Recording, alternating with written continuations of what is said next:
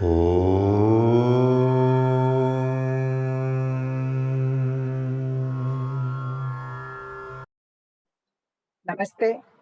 Pranams to Puja Swamiji.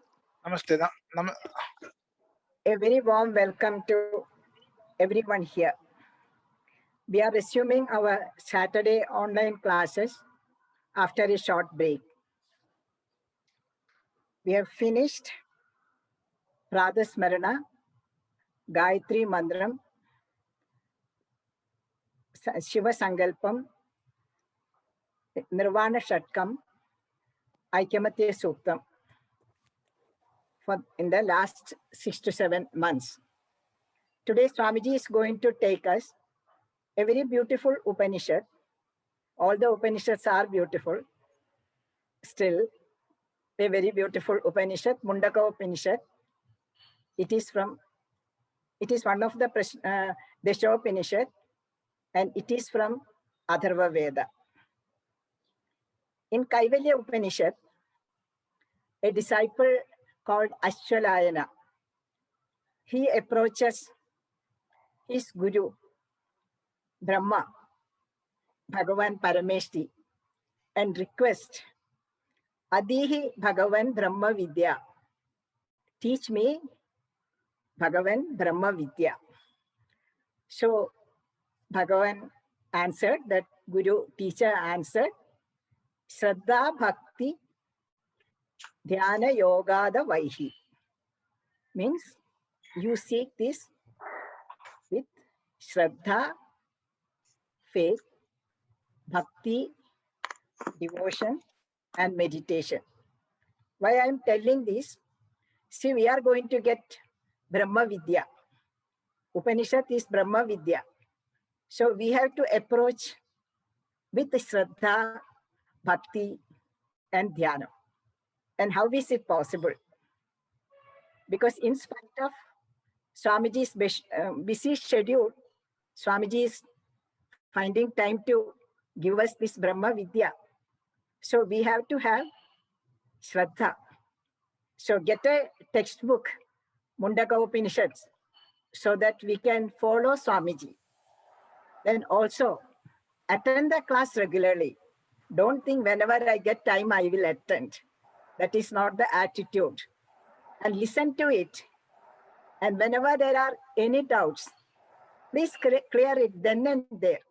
This is why we have to show our Shraddha, Bhakti, and Dhyana. And as usual, the last half an hour will be for question answer. And we will chant this and start this class with the chanting Shanti Mantra of Mundakopanishad by Mrs. Jyoti Menon. Jyoti, please. Namaste Swamiji. Namaste one and all.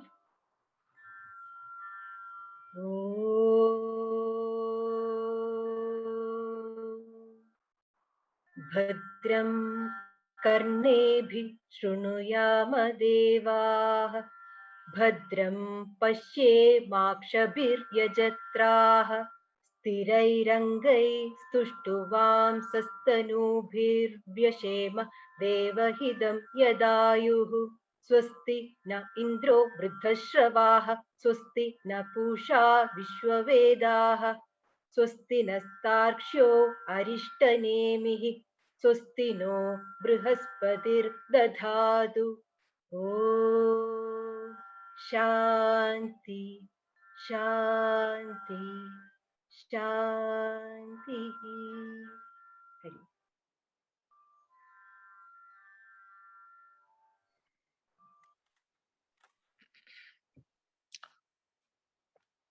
Om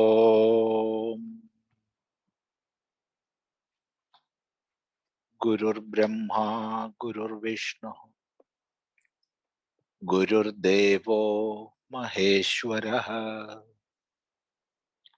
Guru Sakshat Param Brahma, Tasmai Shri Gurave Namaha. Om Sadashiva Samarambham Shankaracharya Madhyamam Asmadacharya Paryandam Vande Guru Paramparam. Oh.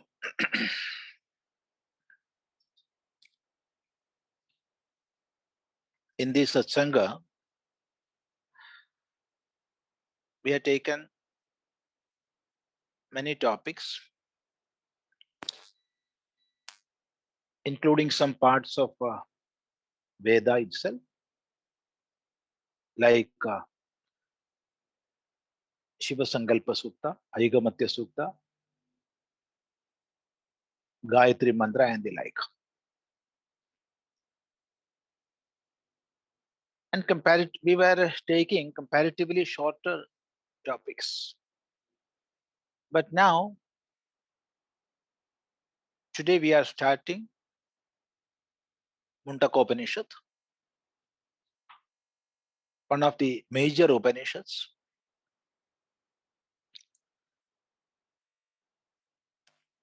And this is comparatively a bigger text when compared to the other topics we had seen. However, we are starting. Before entering into Mundakopanishad, a brief introduction is a must. At the very first outset, we have to see what are the Upanishads and what position they have in our basic scriptures, and that too in the Vedic lore, what position they are occupying. This discussion is essential because nowadays many acharyas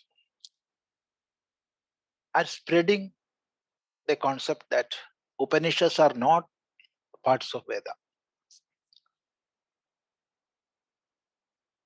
They are of the opinion that only Samhitas are parts of Vedas.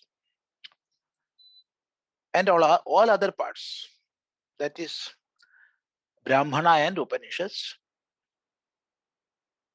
are like appendices to the Samhita. But we cannot accept that view. And as per the teachings of our traditional acharyas, all these, Samhita, Brahmana, and Upanishads, essentially constitute the Veda. All this together is called Shruti or Veda. So yes, Upanishads are essential parts of Veda. There's no doubt in that. There is no meaning in saying Upanishads are not Veda. By the term Veda, we have to take only Samhitas or Brahmanas. There is no meaning in that. Then we have to see what is meant by Veda. Within that term, what are the topics or what are the parts? All these things we have to see. Our scriptures can broadly be divided into two, that is the Shruti part and the Smriti part. The first and basic scriptures, of course, are Shrutis. Shruti is also called Amnaya or Agama or Veda. So many synonyms are there. That is the very basic text or basic scripture of Sanatana Dharma. As aptly put by Bhagavan Manu in his Smriti, Vedo Khilo Dharma Mula. Akhilaha Vedaha, that is not simply Veda. He could have write like this, Vedaha Dharma Mula. No, he wrote Vedo Khilo Dharma Mula. Akhilaha. Khila means the remaining part. The remaining part is called Khilam or Khila. So Akhila means in its fullness, without remaining, without a part remaining, in full. So meaning of Akhilam is in full. Akhilaha Vedaha. Veda in full, Dharma Moolam, is the very base or very root of Dharma. Dharma is the system which is holding everything together. Right from an atom to the gross universe. Everything is held together by a scheme or an order, or we can roughly say a system. Everything is held together. You and me, the whole multitude, this world, not only this world, all the planets and everything in this universe are held together by Dharma. Dharma is holding everything together. So what is the very base of that? How the system of Dharma is working? What is making the Dharma? All these things are explained in the Vedas, and therefore Veda is considered the very base of or the very root of Dharma. Vedo Khilo Dharma Mula. Actually, it is the knowledge or it is the know-how of the very, very fundamental principles of Dharma. How Dharma is sustaining. What is the very base of Dharma? That is explained in the Vedas. And then comes the question, what is Veda? Veda is knowledge. In our previous satsangas, we have repeatedly seen that the meaning of Veda is knowledge. The word Veda comes from the root vidjnane. When we are adding a suffix ghanya with vid dhatu, then we can derive the shabda Veda. That means knowledge. Of course, there are much more meanings. Like Veda means existence. Veda means discussions or that knowledge we get out of or we get from discussions. And by the term Veda, the highest achievement we can have it in this life is meant. So there are so many meanings for the Shabda Veda. Because there are many dhatus. In the dhatu patha of Bhagavan Panini, like with jnane, with sattaya, with labhe, with vicharane. So when we derive the Shabda Veda from with sattayam, it would mean existence. And when we derive the Shabda from the root with jnane, it would mean knowledge.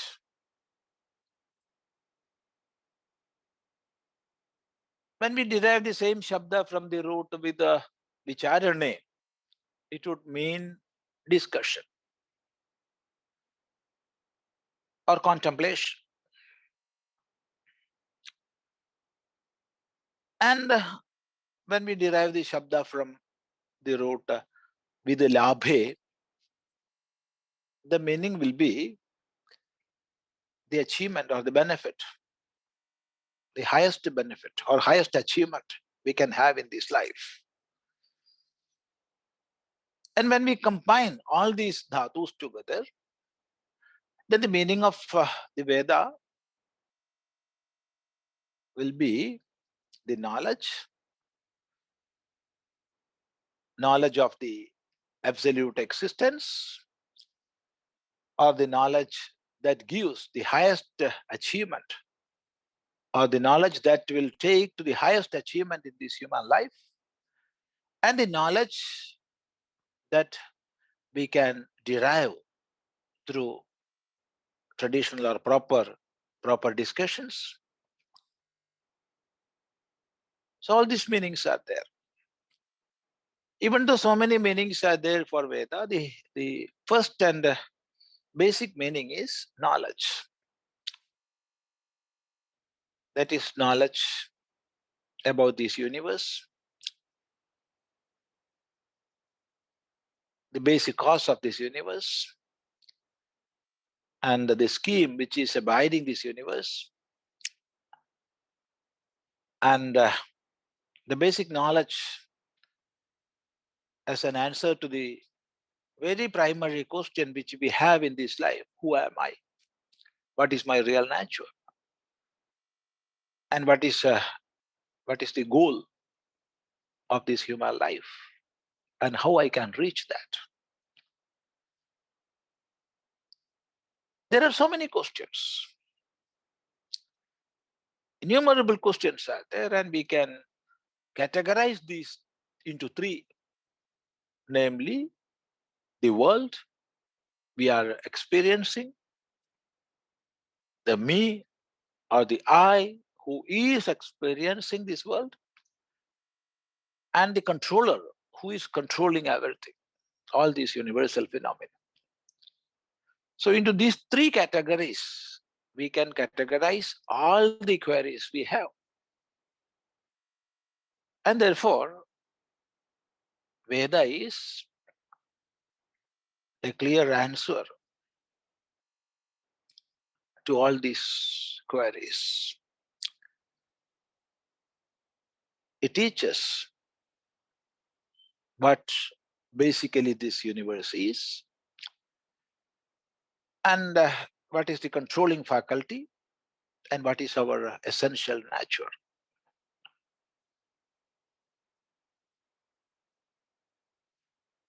And there comes another question: from where this knowledge comes? We have to realize that this knowledge is not something made by somebody or invented by somebody. This knowledge is apaurushaya. This knowledge, it is apaurushaya. It is not something which has come from any human beings. It is there. Knowledge is there. It is very innate.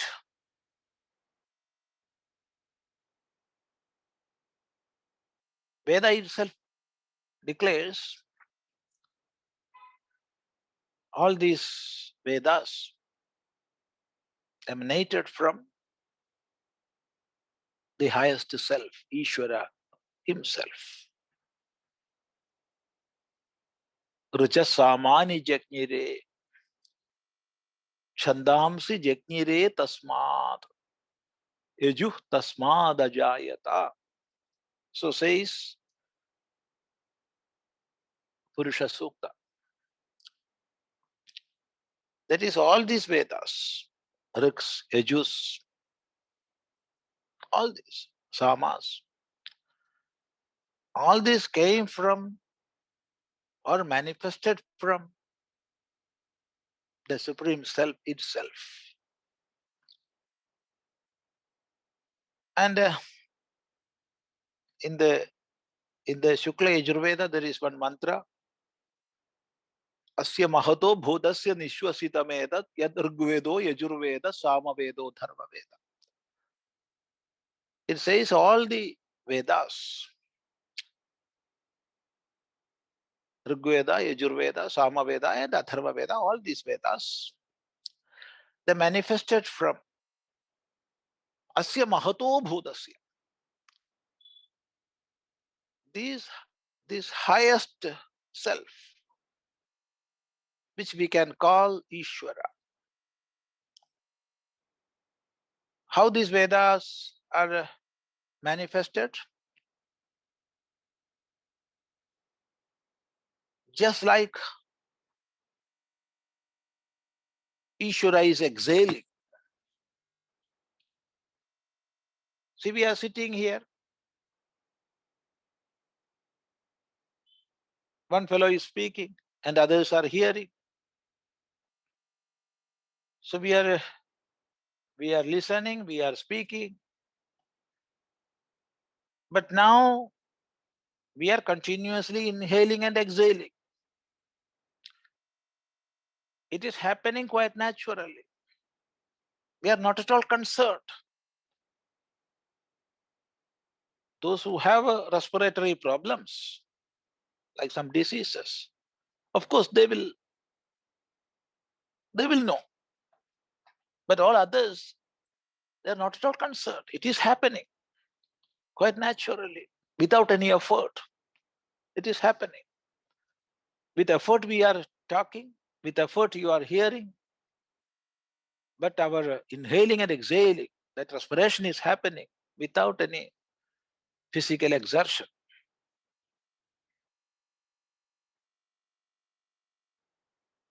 We are not doing it with some calculated move. In the same way, without any effort, spontaneously, all these Vedas manifested from Ishvara. So this knowledge is not human-made. It is very innate with this creation. It is there in this creation. With that knowledge, this creation happened. So it is apaurushaya, that knowledge. But even though the knowledge, the highest knowledge is apaurushaya, it is not man-made. It is translated or transcribed to the human level by many, many rishis. Rishis discovered. Actually, it is discovery. Removing the cover, which is hiding the highest knowledge, and they are discovering. How? The answer is through their sharp inquiries, constant practices, austerities in life, Above all, that thirst to know, the thirst to know. All these propelled these rishis to a life which was dedicated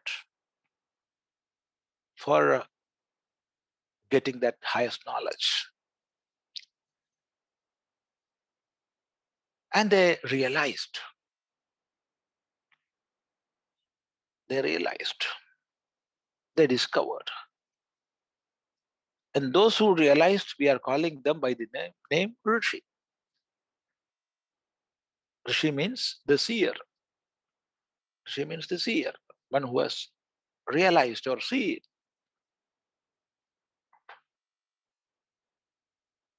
Satyadrashtaraha. That means the meaning of the Shabda Rishi is one who has realized the truth, the reality. And with that realization, they were full with it. They were full with it. They reached the highest goal. And they were full with bliss. But out of their compassion, out of their love and care to the whole humanity, they revealed to the world what they have realized.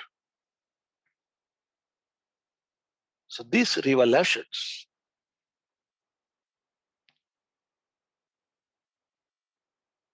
that is called Veda in the second or secondary sense. The primary sense is knowledge. And we are taking Veda as knowledge. It is apaurushaya, not human-made. But at the same time, when it is transcribed or translated into the human level,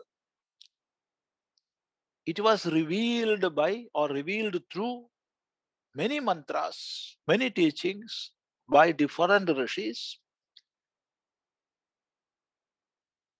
And when we take Veda as text or books, all these are documented by rishis. So there are many mantras in the Veda, and these mantras are attributed to different rishis. And here also we have to remember one thing.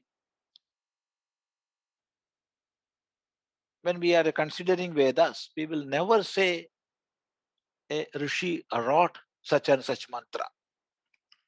No. We will say such and such rishi realized such and such mantra. That's a matter of realization. That's a matter of getting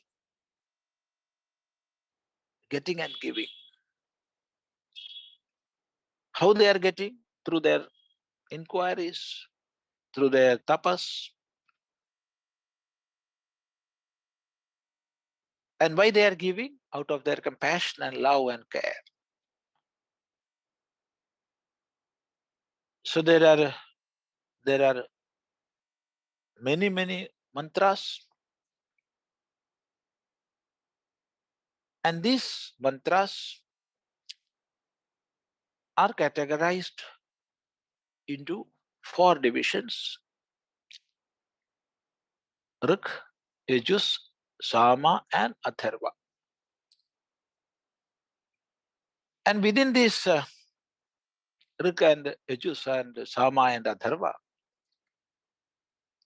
there are many branches, which we call in Samskrita shakhas, many shakhas.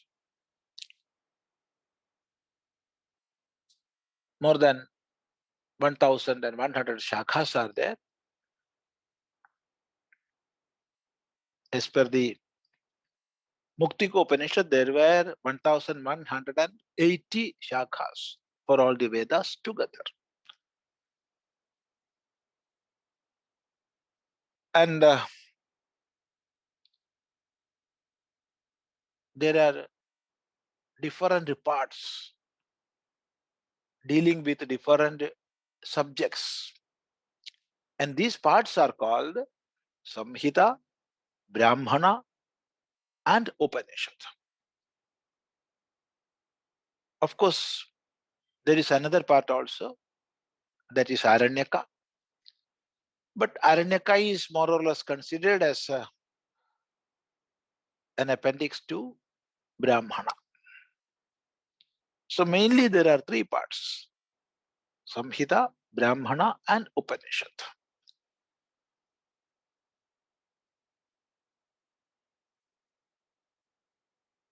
And through this Veda, Rishis, they distributed to the whole world, to the whole humanity, the highest knowledge they have realized. And see, you cannot teach the highest lesson to a beginner, whichever be the field, whichever be the branch of knowledge. You cannot teach the highest lesson to the beginner. So first, we have to make him or her compatible to get that knowledge, to make himself or herself disciplined, well arranged within,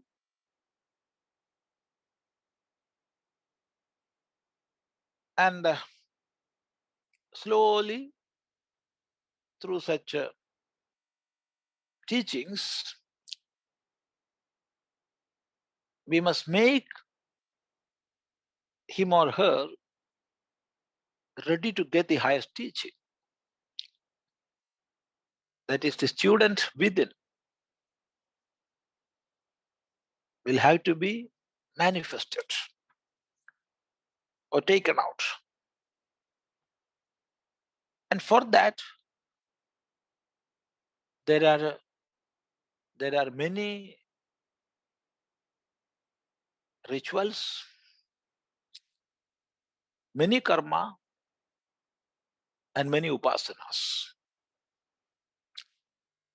All the karmas and upasanas explained in the Veda are for getting purity of mind and clarity, and to make ourselves ready to make ourselves students, real students.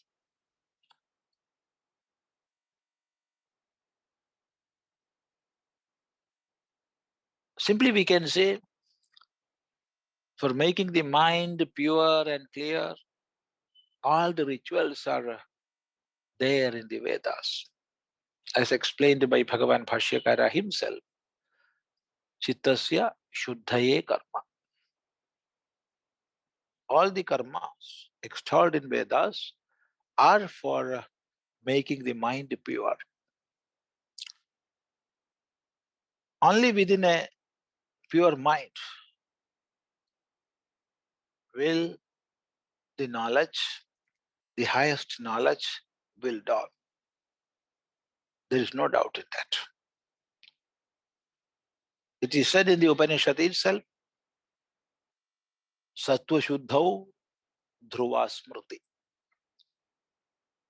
When our mind is pure, then and then only that knowledge will come or shine. Otherwise, it won't shine. So for making the student ready, all the earlier parts of Vedas are there, and the highest knowledge is transferred through the highest teaching, which is called the Vedanta. Vedanta is also called Upanishad. They are synonyms. Vedanta means the end of Veda, or the conclusion. To teach what all the Vedas begun. All the Vedas are there. What is the ultimate teaching? The highest teaching. That is Vedanta. Anda means end. So Vedanta means the end of knowledge. It's also called Upanishad. So we have to have a clear picture regarding these parts of Veda: Samhita, Brahmana, and Upanishad. And all these three are integral parts of Vedas. Why I am repeating is, nowadays, so many acharyas are teaching in our society. That is good, they are teaching, because they are teaching the Veda. So they are also worshipping the Shruti Bhagavati. That's a great thing. But at the same time, those who are considering the Samhita portion as the highest pramana, they are negating all other parts. Upanishads are not parts of Vedas. So they will say Vedas and Upanishads. We cannot say that. They will say Vedas and Upanishads. The teachings of Vedas and Upanishads are great. No, we cannot say that. We will never say, I came here and this head also came. No. When we say I came here, my legs, my hands and my head, all these parts came. We cannot separate. We cannot cut my head and I can come here and later the head will come. No. In the same way, Upanishads are integral parts of Veda.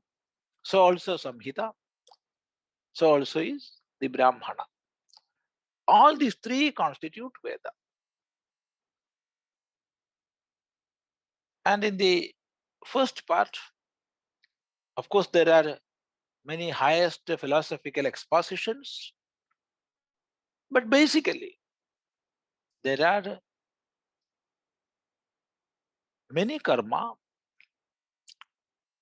many stutis, that is praising Indra, Rudra, Varuna, Vishnu, Agni, so many devatas. And in between such stutis, we will come across so many highest philosophical expositions within the Samhita part itself. But in the Upanishads, of course, there are also, we may see some karmas or some upasanas, but the main topic of discussion is the highest knowledge. So the first part is connected with karma, and the last part is connected with jnana. All these together make the Veda. Shruti. When we say Veda, it would mean knowledge. And when we say Shruti, the meaning is what had been heard, what the rishis heard. That means they realized. They realized. When we say agama, it would mean what has been come, what is coming from Ishvara. That is the meaning of agama. Or what is giving knowledge, or what is that knowledge which would take you to the conclusion regarding what is dharma and what is moksha is agama. So many meanings are there. So there are samhitas, there are brahmanams, and there are Upanishads within the Veda itself. And we have seen there are 4 categories: Rik, Yajus, Sama, and Atharva. In all these, there are different branches. For example, there were 21 branches within Rigveda itself. There were 1,000 branches within Samaveda itself. There were 50 branches within Atharva Veda itself. 109 branches within Yajurveda itself. So there were so many branches.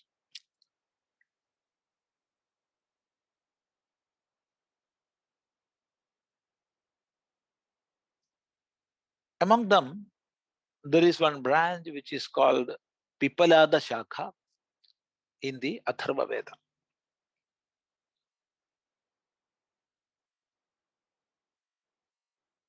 We have to understand that there will be Samhita, Brahmana, and Upanishad in each and every Shakha. But in the course of time, many Shakhas disappeared, and now only a few are remaining.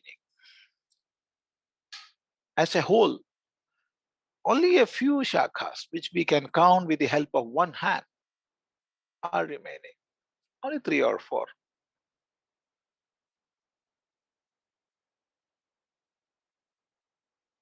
That is Shakhas like Taittiriya, where Samhita, Brahmana, Aranyaka, and Upanishad are still remaining.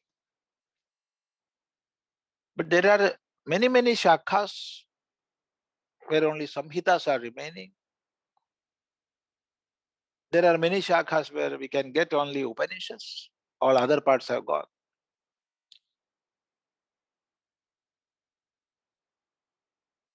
However,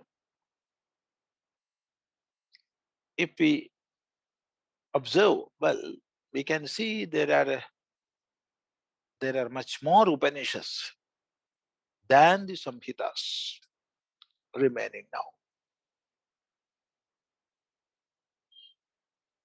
Altogether in the 4 Vedas, only a few Samhitas are remaining. Whereas more than 180 or so Upanishads are still remaining. All others has gone. We cannot say they are still remaining in this world. We cannot say. But we do not know now. It was before some weeks, a work of Pundanam namely Vasudeva part, was discovered. Until then, it was believed by scholars. It has gone forever, not at all recoverable. But some scholars,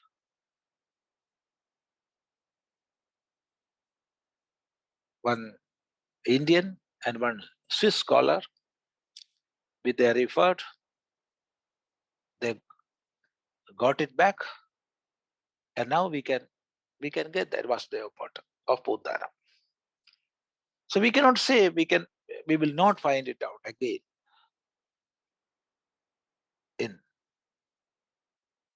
with many scholars and universities in many countries, especially in Germany. Many works are there.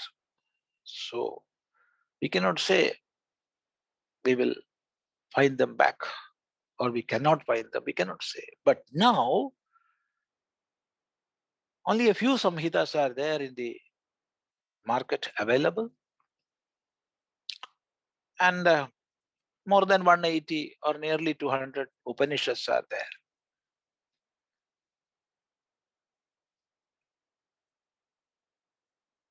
And among these Upanishads, most important Upanishads are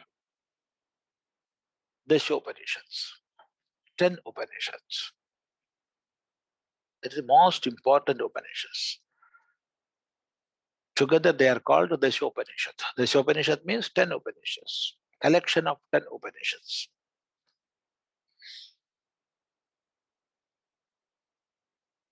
Even though there are 10 Upanishads, sometimes we will call Upanishad in singular. That means these are the major 10 Upanishads.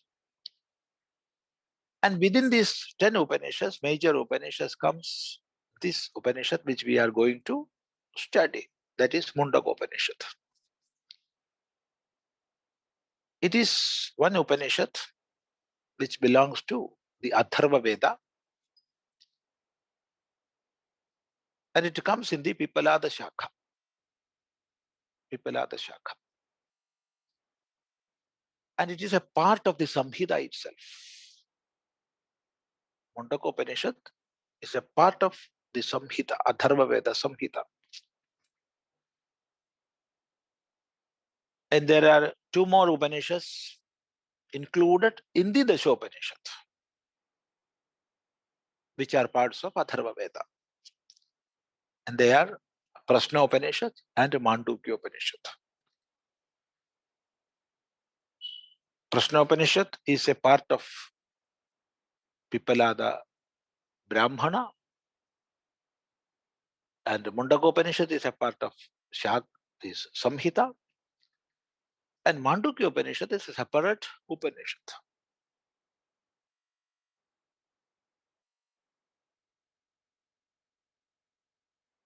So there are three Upanishads within the Upanishad which belong to Atharva Veda. And we can enter into this Mundakopanishad.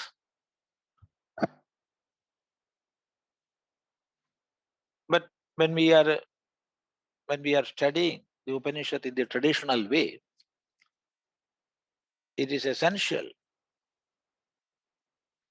to start with Shanti mantra of that Upanishad.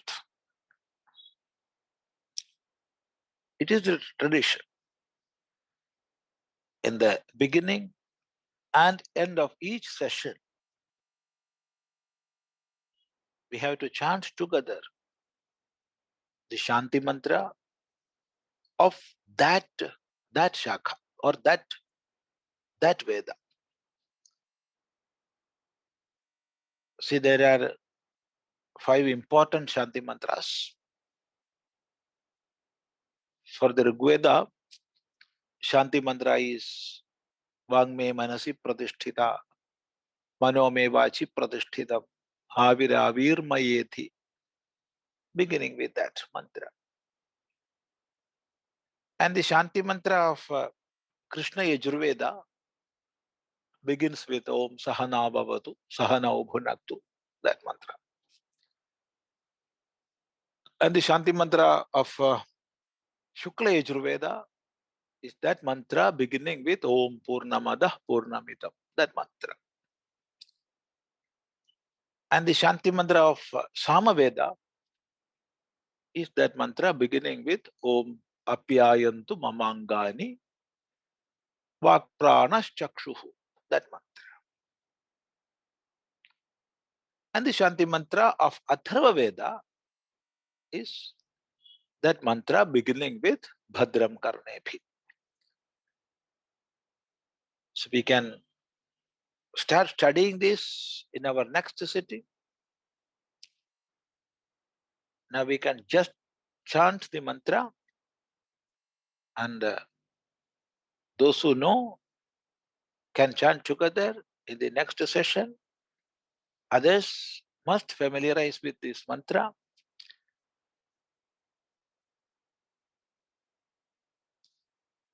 And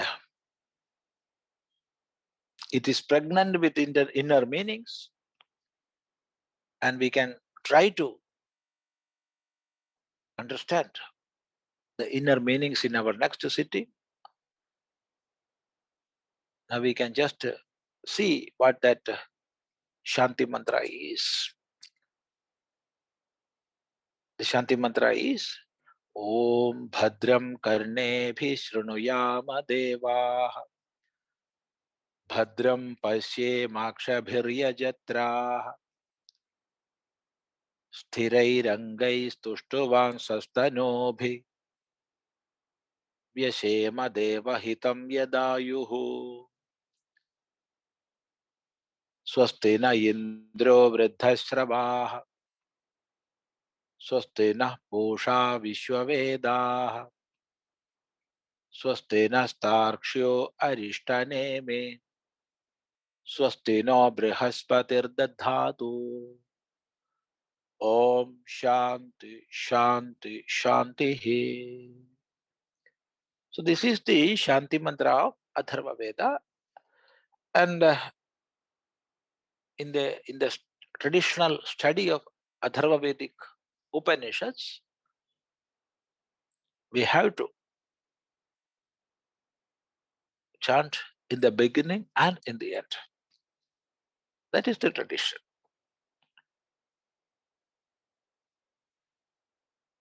It is a prayer. It is not only a prayer, but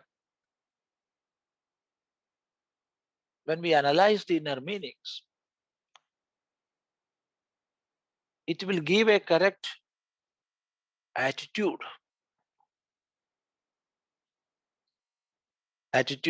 regarding how to enter into the study of the Upanishads. And it gives a vision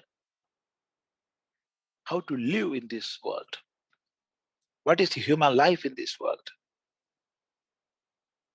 What is the goal? What is the path? All these aspects are dealt with in this Shanti mantra. And of course, we can start with the discussion of the meaning. And after understanding the meaning of Shanti mantra, we can enter into the study of Upanishads. So that we will do in our next sitting. Now, if you want to ask any question or doubt, you can ask. Today, after a break of 4 or 5 classes, we are sitting together.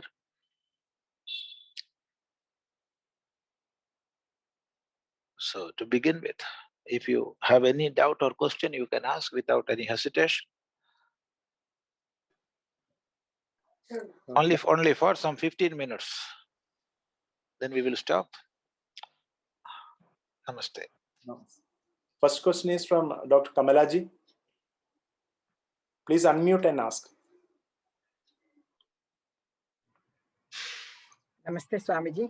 Namaste, namaste. Yeah, I just wanted, before asking the question, I want to tell something. Swamiji has written a very beautiful book on Vaidika Shanti Mantra in Malayalam, which has been translated by Bangalore Satsang Group into English.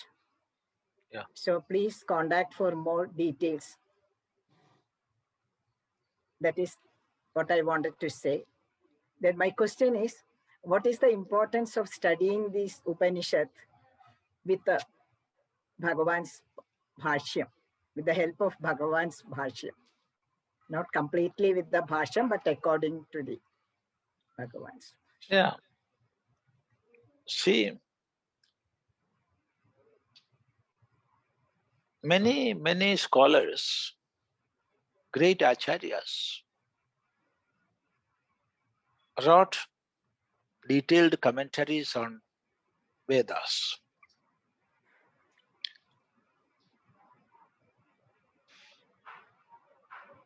To help a student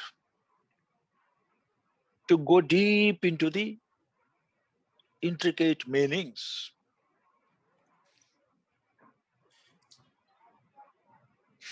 to take a student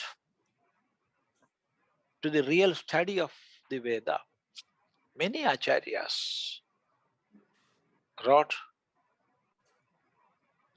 great commentaries, explanations. And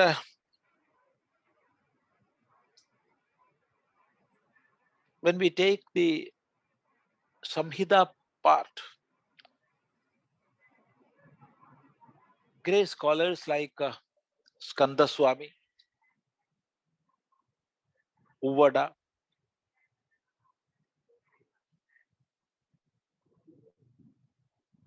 Mahidhara, Sayana, and many such acharyas wrote commentaries on the Vedas. And Sayanacharya, he wrote commentaries to all the Vedas.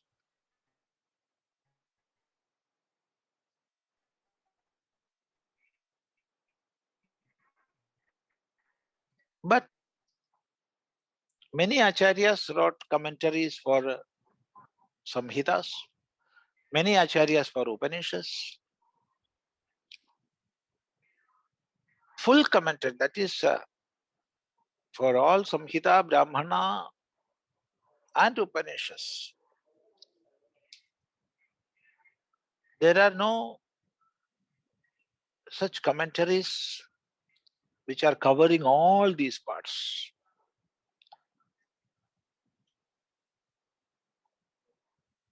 Take the case of Sayanacharya, who wrote commentaries to all the Samhitas. He wrote commentaries to Upanishads which are included in the Samhita. For example, Ishavasya Upanishad.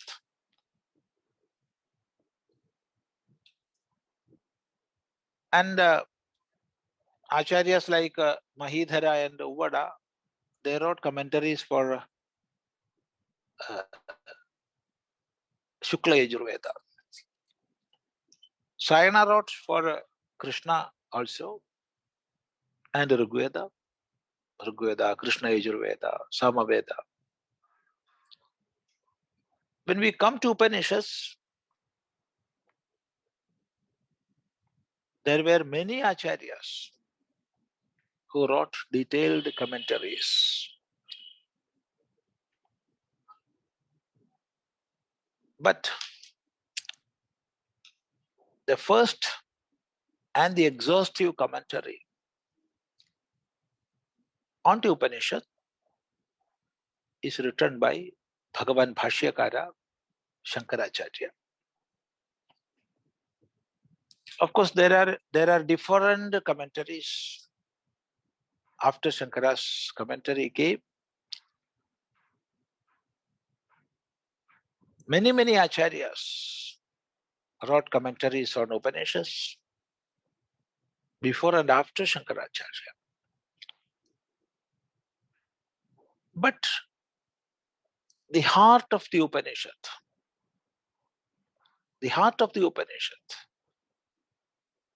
is conveyed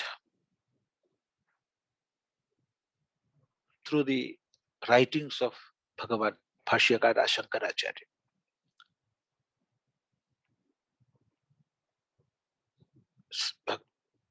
Bhagavan Bhashyakara Shankaracharya is the only Acharya who wrote exhaustive commentaries on the 10 Upanishads based on Shruti, Yukti, and Anubhava. That is based on Shruti with the help of logic and based on inner experience. So when we study the commentaries or bhashyas of Shankaracharya, they will enter directly into our heart. There is no doubt in that. Because it is coming from that inner experience.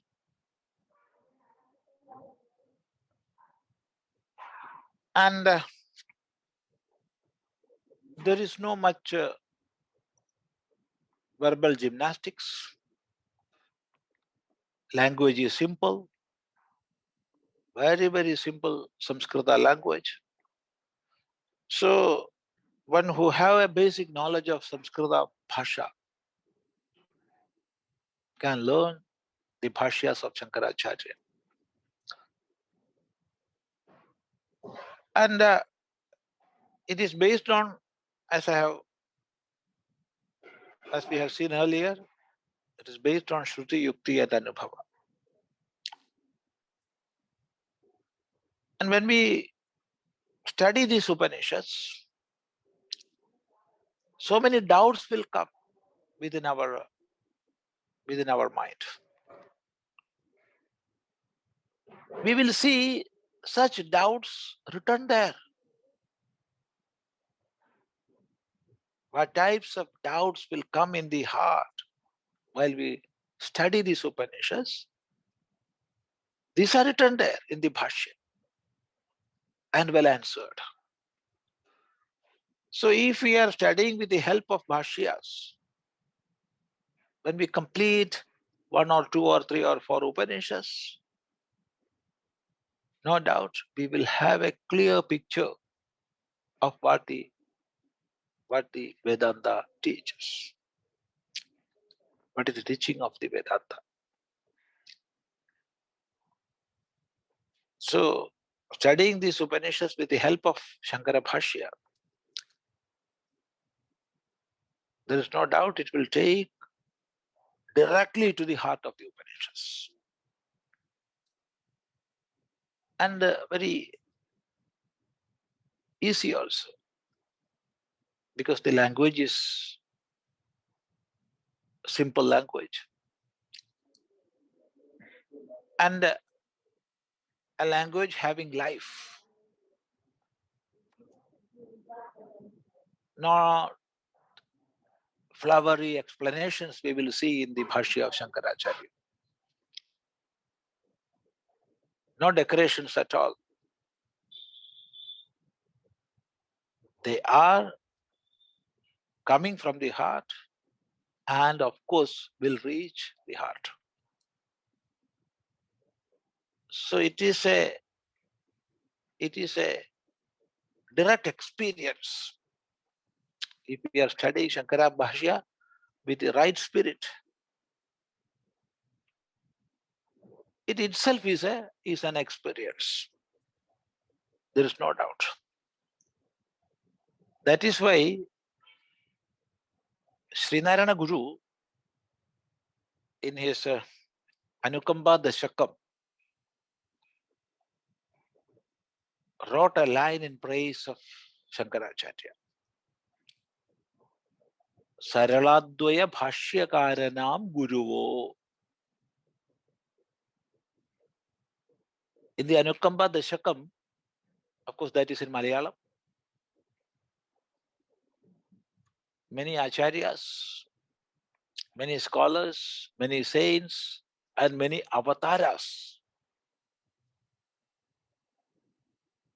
were praised. It begins with Sri Krishna. It begins with Sri Krishna.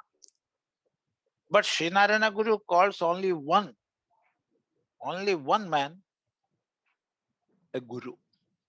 That is Shankaracharya.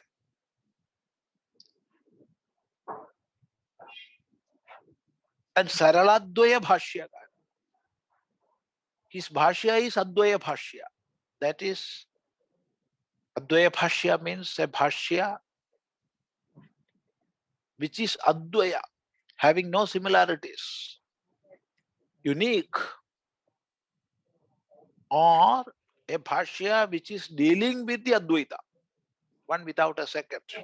Two meanings are there. And it is Sarala. It is most lucid. It is most lucid. Sarala. So that is the greatness of Shankara Bhashya.